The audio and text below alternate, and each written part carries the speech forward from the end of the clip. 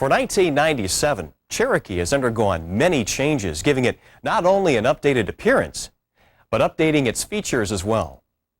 Cherokee continues to use the same 2.5-liter four-cylinder and 4-liter six-cylinder engines. Like other Jeep vehicles and Dodge trucks, most of the connectors in the engine compartment have been upgraded for increased reliability. A new 20-gallon capacity plastic fuel tank replaces the steel fuel tank used previously. The new fuel tank is equipped with a new fuel pump module. In addition, the fuel lines at the fuel tank have been revised. Like engines, transmissions are carryover from 1996, with the addition of a new hydraulic clutch with new pedal linkage. The Mark 20 integrated anti-lock brake system seen earlier on minivans and the Grand Cherokee is now also available on the Cherokee. The parking brake assembly has been relocated, which required modification of the parking brake mechanism. Looking at electrical changes, Cherokee is now equipped with a 500-amp battery, which replaces the 430-amp battery. And, as on the Ram pickup, a 117-amp generator replaces the 81-amp as standard equipment. But the biggest change in the electrical system on Cherokee is that it now uses the CCD bus.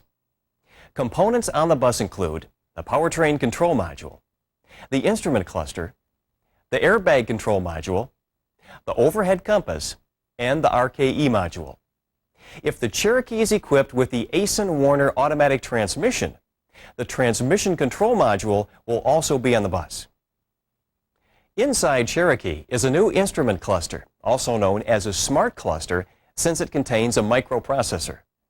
A tachometer and a trip odometer have been added to the cluster as standard equipment. A floor console is standard on all Cherokee models, while a new overhead console is available as an option.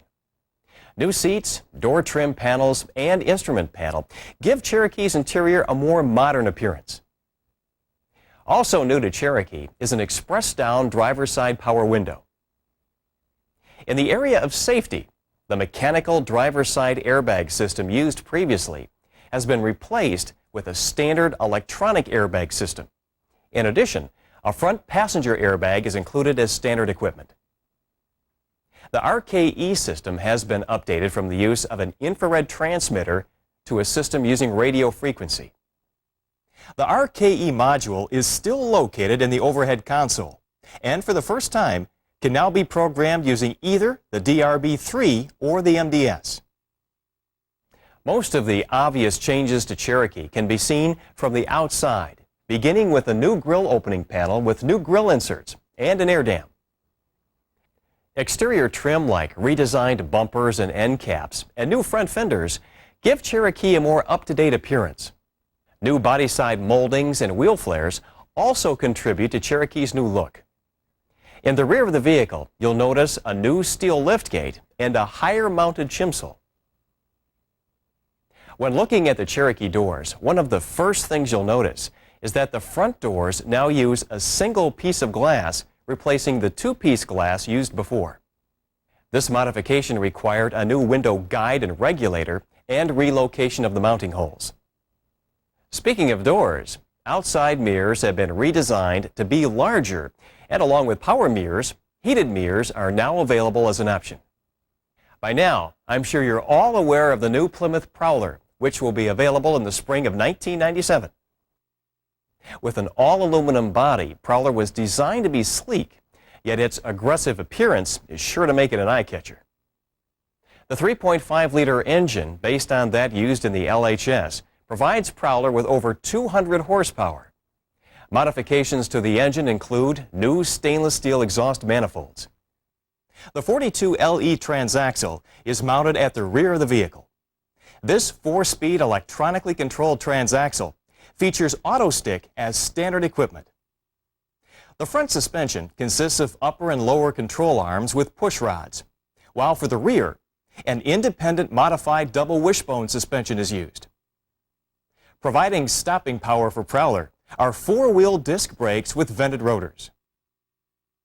Looking inside Prowler, you'll notice the centrally located instrument cluster, featuring, along with the speedometer and trip odometer, gauges for fuel level, oil pressure, coolant temperature, and voltmeter.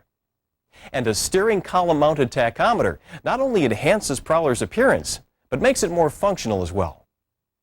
Prowler comes with a long list of standard equipment, such as driver and passenger side airbags, power windows, power door locks with an auto lock time delay feature, remote keyless entry with vehicle theft alarm, and an AM/FM stereo cassette and CD player, to name a few. I'm sure you'll agree Prowler will be quite a hit when it debuts in 1997. Well, that's all we have time for today. Be sure to catch us next month when we'll be discussing recent developments in OBD2